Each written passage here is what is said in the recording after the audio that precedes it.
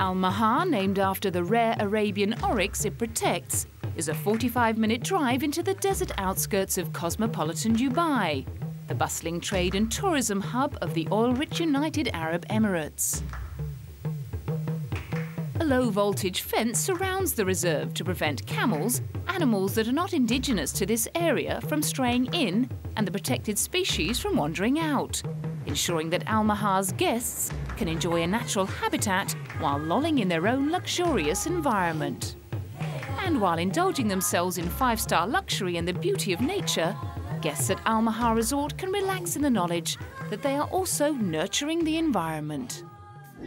Coming up next, the world's biggest yacht. The Vosper Thornycroft Yard in Southampton is famous for building naval ships. Now, alongside the frigates and minesweepers, a giant sailing yacht has gradually taken shape. Construction of the world's largest motor yacht is rumoured to have cost a whopping £33 million. Not least because she's made from a revolutionary new composite material that is lighter but as strong as steel. It gives a lighter structure for an equivalent strength. It gives a built-in acoustical and thermal advantage because you're creating a sandwich of materials rather than a thin skin like alloy or steel is. The last word in luxury sailing is called the Mirabella 5, and it's the brainchild of British designer Ron Holland, weighing in at 765 tons.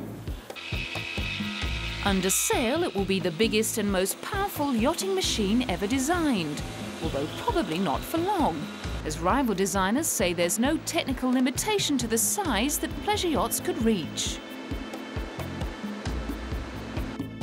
This drawing of the dreamboat gives some idea of the Mirabella 5's dimensions. The world's biggest sloop has a hull big enough, wide enough and deep enough to take several London buses.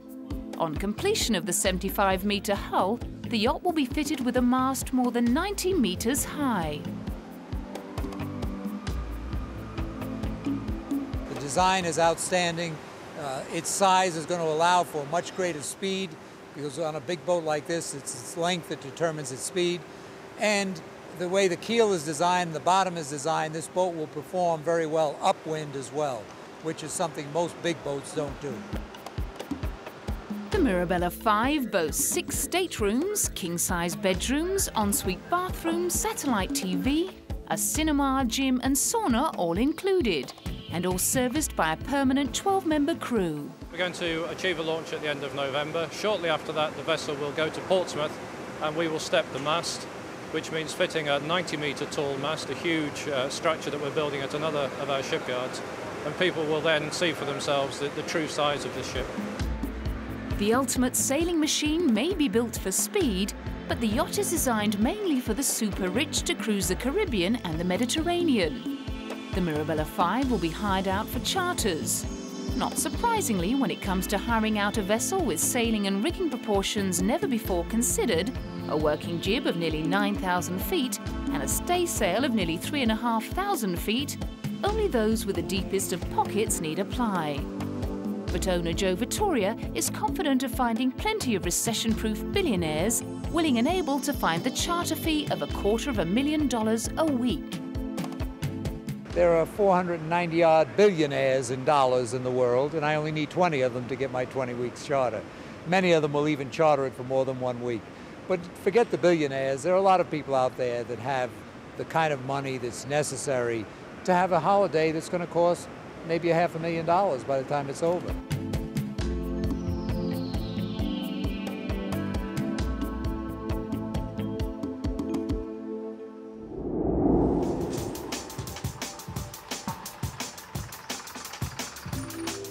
If the real thing is a little rich for your blood, how about a 2.75-metre-long replica of the Titanic, made entirely from the finest Belgian chocolate?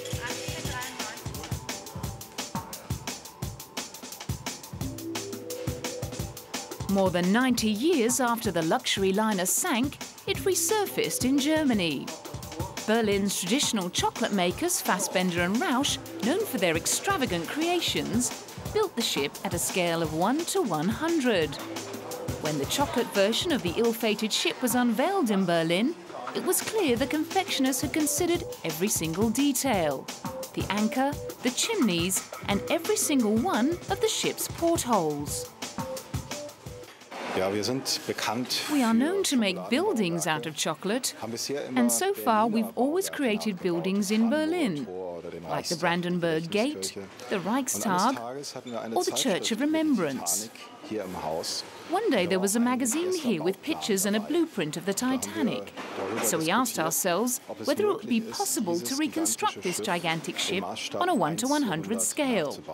It took about 1 year, but we succeeded. To build the ship, it took a lot of time, great instinct, and lashings of chocolate. And of course, Rausch and his confectioners didn't even forget the rescue boats. We started dealing with the ship's structure and realized that we had to make the ship's bottom 2.75 meters out of solid chocolate. We then added the top, made special molds, and filled those with chocolate. At the end, we had about 1,200 single pieces, which then had to be connected, all stuck together with chocolate. The detail on the ship is completely to scale, even down to the ship's propellers, which look metallic, but were made of chocolate and then coated with golden food colouring. Alongside the Titanic, there are enough spectacular items on display in the shop to satisfy even the most voracious chocoholic appetite. Most of them are famous symbols of the German capital, Berlin, such as the Reichstag and a 1.5 meter tall chocolate replica of the Brandenburg Gate. And whether it's chocolate or couture that turns you on, I hope we've satisfied your desire. At least until next time, when we'll be pampering you on the poop deck of the Queen Mary II and catching up with the legendary Armani. Before a luxury stopover at Rodeo Drive and ending up at London's most decadent hotel.